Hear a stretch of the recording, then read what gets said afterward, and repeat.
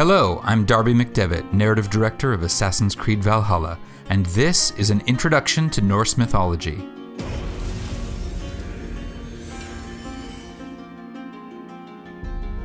Assassin's Creed Valhalla takes place in an era that marks the gradual transition from the pagan religions of old Europe to modern Christianity. In England, where most of our story is set, the Christian faith has recently gained a firm foothold, but there are still many pagan religions flourishing. Most notable of these is the pantheon of gods worshipped by the Norse people who lived in the regions we now call Norway, Sweden, and Denmark. This eclectic collection of gods includes such figures as Odin, the All-Father and King of all gods, Freya, the goddess of love and battle, and Loki, the obstinate trickster. For all the Norse characters in our story, including our protagonist Eivor, these gods and the stories about them constitute a living religion. They offer comfort and wisdom to the men and women who take them seriously. But these were not gods who offered revelation or promised salvation. Similar to the Greco-Roman gods, the Norse gods were not paragons of virtue, nor were they beings to which anyone should aspire, for they were as changeable as the seasons and as unpredictable as the weather.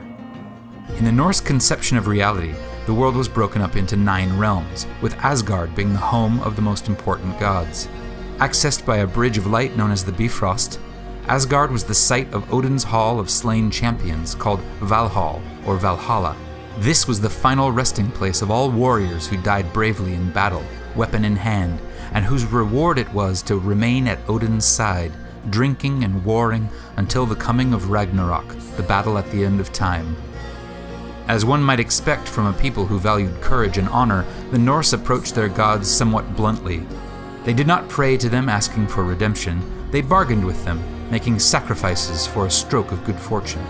Where virtue and sin and redemption are hallmarks of the Christian faith, for the Norse sensibility, ideas like honor and reputation held much greater sway. But this does not mean that the Norse religion lacked notions of goodness or ethics. Through sources like the poetic Edda, we can find, amid tales of debauchery, deceit, and cruelty, passages of great beauty and common sense. In a poem called the Havamal, ostensibly written by Odin himself, we find this verse: "The unwise man lies awake all night, pondering everything over and over, and when morning comes, his mind is weary, and his burdens have not yet lifted." Wise words from the All-Father, so do as he says and stop your worrying. Get a good night's sleep and rise refreshed, for the gates to Valhalla will soon be open.